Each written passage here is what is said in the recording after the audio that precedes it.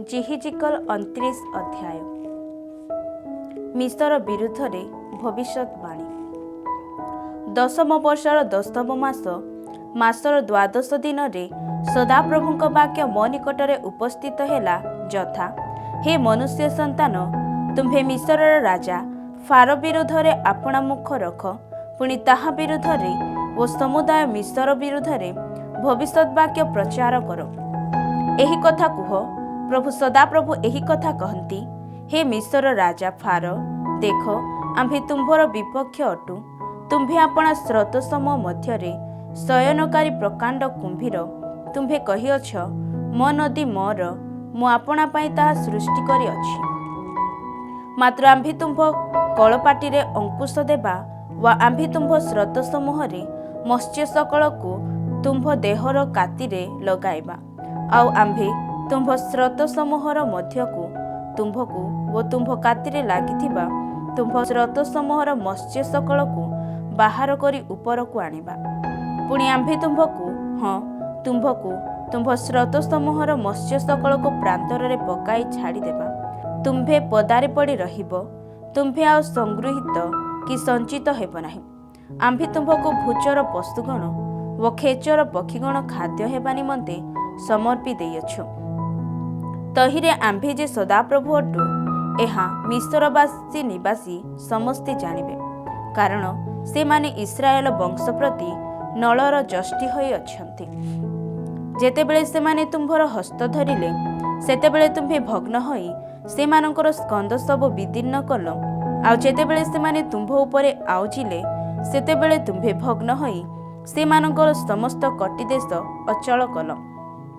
ए हेतु प्रभु सदाप्रभु एही कथा कहती, देख आम्भे तुम्भ विरुद्ध रे खड्ग आनिबा व तुम्भ मध्यरु मनुष्य व पशु उच्छिन्न करिबा। पुणी मिस्र देश ध्वंसित व शून्य स्थान हेब। तहिरे आम्भे जे सदाप्रभु अटु, एहा से माने जानिबे, जेहेतु से कहिअछि, नदी मोर व मु ताहा सृष्टि करी अछि। ए हेतु देख आम्भे तुम्भर व तुम्भ नदी समूहर प्रतिकूल अटु। पुणी आम्भे सिबेनी दुर्गठारू कुश देशर सीमा पर्यंत मिस्र देश को नितांत शून्य व ध्वंस स्थान करिबा। कौनसी मनुष्यर पाद तहि मध्यरे गतायत करिब नाही, किबा पशुर पाद तहि मध्यरे गतायत करिब नाही, व 40 वर्ष पर्यंत ताहा बसति स्थान नहिब। पुणी आम्भे मिस्र देश को ध्वंसित देश समूहर मध्यरे ध्वंस स्थान करिबा व ताहार नगर समूह उच्छिन्न नगर समूह मध्यरे 40 वर्ष पर्यंत ध्वंस स्थान होई रहिब। पुणी आम्भे मिस्रीय मानकु नाना देशीय मानक मध्यरे छिन्न भिन्न करिबा व नाना देशरे सेमानकु विक्षिप्त करिबा। कारण प्रभु सदाप्रभु कहती, मिस्रीय माने जेउ गोष्ठी मानक मध्यरे छिन्न भिन्न होई अछंती, सेमानक मध्यरु 40 वर्षर शेषरे आम्भे सेमानकु संग्रह करिबा, आउ आम्भे मिस्रर बंधित्वावस्था परिवर्तन करिबा व सेमानकर जन्मस्थान पद्रस देशकु सेमानकु फेराई आनिबा। पुणी सेठारे सेमाने गोटिए नीच राज्य होई रहिबे। नाना राज्य मध्यरे ताहा निततम हेब व नाना गोष्ठी मानक मध्यरे से आपणाकु उन्नत करिब नाही। पुणी आम्भे सेमानकु न्यून्य करिबा, तहिरे सेमाने गोष्ठीगण उपरे आउ कर्तृत्व करिबे नाही। आउ इस्राएल वंश मिस्रीय मानकर अनुसरण करिबा पाई फेरिबा बेले मिस्र सेमानक अपराध स्मरणार्थक विश्वास भूमि आउ हेबे नाही। तहिरे आम्भे जे प्रभु सदाप्रभु अटु, एहा से माने जानिबे। अनंतर 27 वर्षर प्रथम मासर प्रथम दिनरे सदाप्रभुଙ୍କର वाक्य मो निकटरे उपस्थित हेला यथा, हे मनुष्य संतान, बाबिलोनर राजा नबुकदनेस्सर आपण सैन्य सामंत को स्वर विरुद्ध रे भारी परिश्रम कराई अछि। प्रत्येक मस्तक टांगरा हेला व प्रत्येक कांधर चम छिड़ीगला। तथापि से स्वर विरुद्ध रे जे परिश्रम करिथिला, तहि पाई से किबा ताहार सैन्य सामंत स्वर ठारो किछि बर्तन पाइला नाही। एथिपाई प्रभु सदाप्रभु एही कथा कहती, देख आम्भे बाबिलोनर राजा ନବୁକଦ୍ନେସ୍ସରକୁ ମିସ୍ର ଦେଶ ଦେବା, ତହିଁରେ ସେ ତାହାର ଲୋକାରଣ୍ୟକୁ ନେଇଯିବ ଓ ତାହାର ଦ୍ରବ୍ୟ ଲୁଣ୍ଠିତ ହେବ, ଆଉ ତାହାର ସମ୍ପତ୍ତି ଅପହରଣ କରିବ। ପୁଣି ଏହା ତାହାର ସୈନ୍ୟ ସାମନ୍ତର ବେତନ ହେବ। ସେ ଯହିଁ ପାଇଁ ପରିଶ୍ରମ କଲା, ତାହାର ସେହି ପୁରସ୍କାର ରୂପେ ଆମ୍ଭେ ତାହାକୁ ମିସ୍ର ଦେଶ ଦେଇଅଛୁ, କାରଣ ସେମାନେ ଆମ୍ଭ ନିମନ୍ତେ କାର୍ଯ୍ୟ କଲେ, ଏହା ପ୍ରଭୁ ସଦାପ୍ରଭୁ କହନ୍ତି। ସେଦିନ ଆମ୍ଭେ ଇସ୍ରାଏଲ ବଂଶ ନିମନ୍ତେ ଗୋଟିଏ ଶୃଙ୍ଗ ଅଙ୍କୁରିତ କରାଇବା। ପୁଣି ଆମ୍ଭେ ସେମାନଙ୍କ ମଧ୍ୟରେ ତୁମ୍ଭର ମୁଖ ମୁକ୍ତ କରିବା, ତହିଁରେ ଆମ୍ଭେ ଯେ ସଦାପ୍ରଭୁ ଅଟୁ, ଏହା ସେମାନେ ଜାଣିବେ। ଯେହିଜିକଲ୍ 30 ଅଧ୍ୟାୟ। ମିସ୍ରର ପତନ। ସଦାପ୍ରଭୁଙ୍କର ବାକ୍ୟ ପୁନର୍ବାର ମୋ ନିକଟରେ ଉପସ୍ଥିତ ହେଲା, ଯଥା, ହେ ମନୁଷ୍ୟ ସନ୍ତାନ, ତୁମ୍ଭେ ଭବିଷ୍ୟତ ବାକ୍ୟ ପ୍ରଚାର କର, ଆଉ କୁହ, ପ୍ରଭୁ ସଦାପ୍ରଭୁ ଏହି କଥା କହନ୍ତି। ତୁମ୍ଭେମାନେ ହାହାକାର କରି କୁହ, ହାୟ ହାୟ ସେହି ଦିନ, କାରଣ ସେହି ଦିନ ନିକଟବର୍ତ୍ତୀ। ହଁ, ସଦାପ୍ରଭୁଙ୍କର ଦିନ ନିକଟବର୍ତ୍ତୀ। ସେ ଦିନ ମେଘାଚ୍ଛନ୍ନ ଦିନ, ତାହା ଅନ୍ୟ ଦେଶୀୟମାନଙ୍କର କାଳ ହେବ। ପୁଣି ମିସ୍ର ବିରୁଦ୍ଧରେ ଖड्ग ଆସିବ ଓ ମିସ୍ର ଦେଶର ହତ ଲୋକମାନେ ପତିତ ହେଲେ କୁଶ ମଧ୍ୟରେ ଯାତନା ହେବ, ଆଉ ସେମାନେ ତାହାର ଲୋକାରଣ୍ୟକୁ ଘେନିଯିବେ ଓ ତାହାର ଭିତ୍ତିମୂଳ ସକଳ ଭଗ୍ନ ହେବ। କୁଶ ଓ ପୁଟ ଓ ଲୁଦ୍ ଆଉ ମିଶ୍ରିତ ଲୋକ ସମସ୍ତେ, ପୁଣି କୁବ ଓ ମିତ୍ରଦେଶୀୟ ଲୋକ ସମସ୍ତେ ସେମାନଙ୍କ ସଙ୍ଗେ ଖड्गରେ ପତିତ ହେବେ। ସଦାପ୍ରଭୁ ଏହି କଥା କହନ୍ତି। ମିସ୍ରର ସହାୟକାରୀମାନେ ପତିତ ହେବେ ଓ ତାହାର ପରାକ୍ରମର ଗର୍ବ ଖର୍ବ ହେବ। ସେବିନି ଦୁର୍ଗଠାରୁ ଲୋକ ସମସ୍ତେ ତହିଁ ମଧ୍ୟରେ ଖड्ग ଦ୍ୱାରା ପତିତ ହେବେ, ଏହା ପ୍ରଭୁ ସଦାପ୍ରଭୁ କହନ୍ତି। ପୁଣି ସେମାନେ ଧ୍ୱଂସିତ ନଗର ସମୂହ ମଧ୍ୟରେ ଧ୍ୱଂସିତ ହେବେ ଓ ତାହାର ନଗର ସକଳ ଉତ୍ସନ୍ନ ନଗର ସମୂହର ମଧ୍ୟରେ ଥିବ। ଆଉ ଆମ୍ଭେ ମିସ୍ରରେ ଅଗ୍ନି ଲଗାଇବା ଉତ୍ତାରେ ଓ ତାହାର ସହାୟକାରୀ ସମସ୍ତେ ବିନଷ୍ଟ ହେଲା ଉତ୍ତାରେ ଆମ୍ଭେ ଯେ ସଦାପ୍ରଭୁ ଅଟୁ, ଏହା ସେମାନେ ଜାଣିବେ। ସେଦିନ ନିଶ୍ଚିନ୍ତ କୁଶ୍ୟମାନଙ୍କୁ ଭୀତ କରାଇବା ପାଇଁ ଦୂତମାନେ ଆମ୍ଭ ସମ୍ମୁଖରୁ ଜାହାଜରେ ଯିବେ। ପୁଣି ମିସ୍ର ଦିନରେ ଯେପରି ହୋଇଥିଲା, ସେହିପରି ସେମାନଙ୍କର ଯାତନା ହେବ, କାରଣ ଦେଖ, ତାହା ଆସୁଅଛି। ପ୍ରଭୁ ସଦାପ୍ରଭୁ ଏହି କଥା କହନ୍ତି।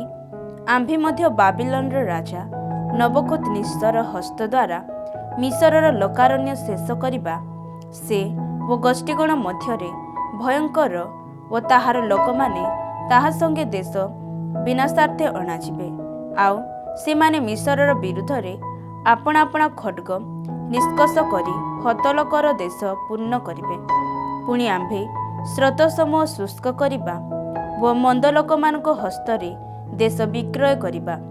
ଆଉ ଆମ୍ଭେ ବିଦେଶୀୟମାନଙ୍କ ହସ୍ତ ଦ୍ୱାରା ଦେଶ ଓ ତନ୍ମଧ୍ୟସ୍ଥ ଯାବତୀୟ ବିଷୟ ଧ୍ୱଂସ କରିବା। ଆଉ ସଦାପ୍ରଭୁ ଏହା କହିଅଛୁ।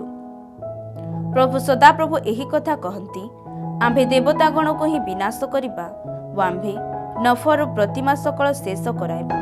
ପୁଣି ମିସ୍ର ଦେଶରୁ ଆଉ ଅଧିପତି ଉତ୍ପନ୍ନ ନହିବେ ଓ ଆମ୍ଭେ ମିସ୍ର ଦେଶରେ ଭୟ ଜନ୍ମାଇବା।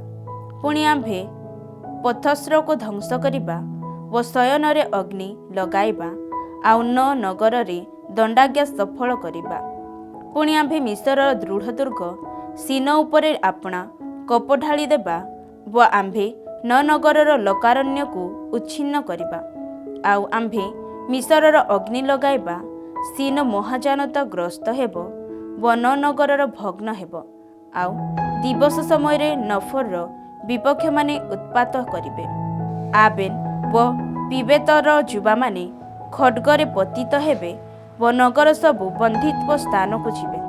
ଆମ୍ଭେ ଯେତେବେଳେ ତୋଫନ ହେସରେ ମିସ୍ରର ଜୁଆଳି ସବୁ ଭାଙ୍ଗିବା ଓ ତାହାର ପରାକ୍ରମର ଦର୍ପ ତାହା ମଧ୍ୟରେ ଶେଷ ହେବ, ସେତେବେଳେ ସେଠାରେ ଦିବସ ଆପେ ଅପସରିଯିବ, ଆଉ ସେ ନିଜେ ମେଘାଚ୍ଛନ୍ନ ହେବ ଓ ତାହାର କନ୍ୟାଗଣ ବନ୍ଦିତ୍ୱ ସ୍ଥାନକୁ ଯିବେ।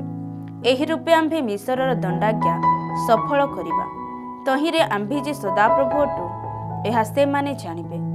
ଅନନ୍ତର 11 ବର୍ଷର ପ୍ରଥମ ମାସର 7ମ ଦିନରେ ସଦାପ୍ରଭୁଙ୍କର ବାକ୍ୟ ମୋ ନିକଟରେ ଉପସ୍ଥିତ ହେଲା, ଯଥା, हे मनुष्य संतान आम्भे मिसरर राजा फारर बाहु भांगी अछु आउ देख खड्ग धरिबा निमंते ताहा जेपरि सबल हेब एथिपाई स्वास्थ्यजनक औषध देई पटी लगाई ताहा बंधा जाए नाही। एहेतु प्रभु सदाप्रभु एही कथा कहती देख आम्भे मिसरर राजा फारर प्रतिकूल अटु आउ ताहार बलवान व भग्न उभय बाहु भांगी पकाइबा व आम्भे ताहार हस्तरु खड्ग खसाई पकाइबा।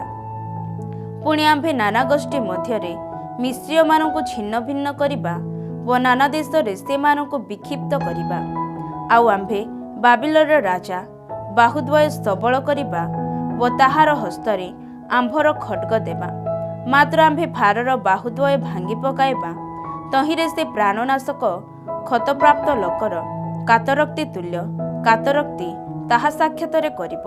पुणी आम्भे बाबिलोर राजा बाहुद्वय टेकी धरिबा व फारर बाहुद्वय तलकु अहली पड़िब आउ आम्भे जेतेबेले बाबिल राजार हस्तरे आम्भर खड्ग देबा व से मिसर देश विरुद्धरे ताहार विस्तार करिब सेतेबेले आम्भे जे सदाप्रभु अटु ଏହା ସେମାନେ ଜାଣିବେ। पुणी आम्भे मिस्रीय मानकु नाना गोष्ठी मध्यरे छिन्न भिन्न करिबा व नाना देशरे सेमानकु विक्षिप्त करिबा तहिरे आम्भे जे सदाप्रभु अटु ଏହା ସେମାନେ ଜାଣିବେ। जिहिजिकल 31 अध्याय। फारर मृत्यु। अनंतर 11 वर्षर तृतीय मासर प्रथम दिन रे सदाप्रभुंकर वाक्य मो निकटरे उपस्थित हेला यथा हे मनुष्य संतान तुम्भे मिसरर राजा फारकु व ताहार लकारण्यको कुह तुम्भे आपणा महत्परे काहार तुल्य। देख असुर लिबाननस्थ एरस वृक्ष स्वरूप थिला ताहार सुंदर घनछानकदायक व उच्छाकृति शाखामान थिला व ताहार शिखिर गहलिया डाल मध्यरे थिला। अपार जल ताहाकु पुष्ट कला जलधि ताहाकु वर्धित कला ताहार स्रोत समूह ताहार रोपण स्थानर चतुर्दिगरे बहिला व से क्षेत्रस्थ वृक्ष सकलर निकटकु आपणा जल प्रणाली पठाइला। ए सकाश क्षेत्रस्थ वृक्ष सकल अपेक्षा से उच्छीकृत हेला व ताहार डाल सबु बहु संख्यक हेला आउ से आपणा शाखा मिलिबा बेले अपार जल हेतु से सबु दीर्घ हेला। ताहार डालरे आकाशर पक्षी सकल बसा कले व ताहार शाखा तले क्षेत्रस्थ पशु सकल प्रसव कले। पुणी ताहार छाया तले महागोष्ठी सबु बास कले। एही प्रकार से आपणा महत्परे ताहार शाखा सकलर दीर्घतारे मनोहर हेला कारण प्रचुर जल निकटरे ताहार मूल थिला। परमेश्वरंकर उद्यानस्थ एरस वृक्ष सबु ताहाकु लुचाई पारिले नाही। देवदार वृक्ष सबु ताहार डाल परि व अम्रन वृक्ष सबु ताहार शाखा परि नथिले अथवा परमेश्वरंकर उद्यान स्थित कौनसी वृक्ष सौंदर्य ताहा परि नथिला।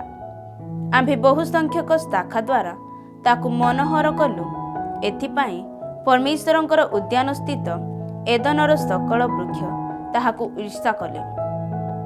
एही तो प्रभु सदाप्रभु एही कथा कहती देख से वृक्ष दीर्घतारे उच्छीकृत होइअछि व गहलिया डाल सबु मध्यरे से आपणा शिखर रखिअछि आउ आपणा उच्चतारे ताहार अंतकरण गर्वित होइअछि। एथिपाई आम्भे ताहाकु नाना गोष्ठी मध्यरे बलवान हस्तरे समर्पण करिबा से निश्चय ताहा उचित सहित व्यवहार करिब। आम्भे ताहार दुष्टता सकाशु ताहाकु तड़ी देइअछु। पुणी गोष्ठी मानक मध्यरे भयंकर विदेशी माने ताहाकु काढ़ी पकाई छाड़ी जाई अछंती। पर्वत मानक उपरे व सकल उपत्यकारे ताहार शाखा सबु पड़िअछि आ देशर सकल जल प्रवाहर निकटरे ताहार डाल सबु भंगा जाइअछि।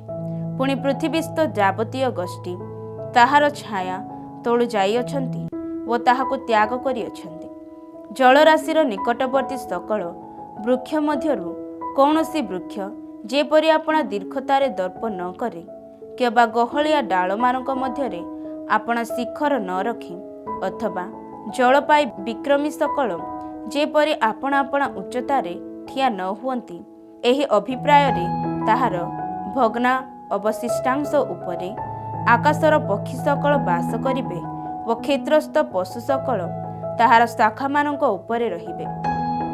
କାରଣ ମନୁଷ୍ୟ ସନ୍ତାନଗଣ ମଧ୍ୟରେ ଗର୍ତ୍ତଗାମୀମାନଙ୍କ ସହିତ ସେ ସମସ୍ତ ମୃତ୍ୟୁରେ ଅଧୋଭୁବନରେ ସମର୍ପିତ ହୋଇଅଛନ୍ତି।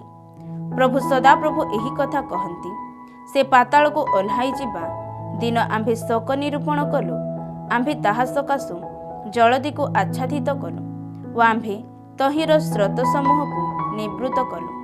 ତହିଁରେ ମହାଜଳ ରାଶି ରୁଦ୍ଧ ହେଲା, ପୁଣି ଆମ୍ଭେ ତାହା ନିମନ୍ତେ ଲିବାନନକୁ ଶୋକ କରାଇଲୁ ଓ କ୍ଷେତ୍ରସ୍ଥ ବୃକ୍ଷ ସକଳ ତାହା ଲାଗି ମ୍ଳାନ ହେଲେ।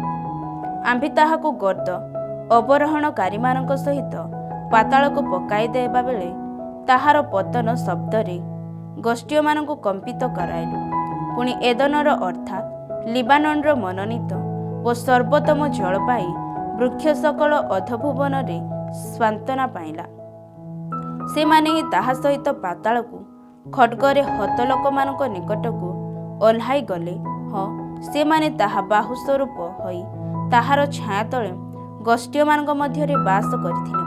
ଏହି ରୂପେ ତୁମ୍ଭେ ଐଶ୍ୱର୍ଯ୍ୟରେକ ଓ ମହତ୍ ପରେ ଏଦନସ୍ଥ ବୃକ୍ଷ ସମୂହ ମଧ୍ୟରେ କାହାର ତୁଲ୍ୟ?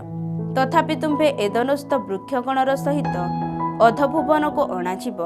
ତୁମ୍ଭେ ଅସୁନ୍ନତ ଲୋକମାନଙ୍କ ମଧ୍ୟରେ ଖଡ୍ଗଗତ ଲୋକମାନଙ୍କ ସହିତ ଶୟନ କରିବ। ଏହି ଫାରୋ ଓ ତାହାର ସମସ୍ତ ଲୋକାରଣ୍ୟ ଏପରି ଅଟନ୍ତି। ଏହା ପ୍ରଭୁ ସଦାପ୍ରଭୁ କହନ୍ତି।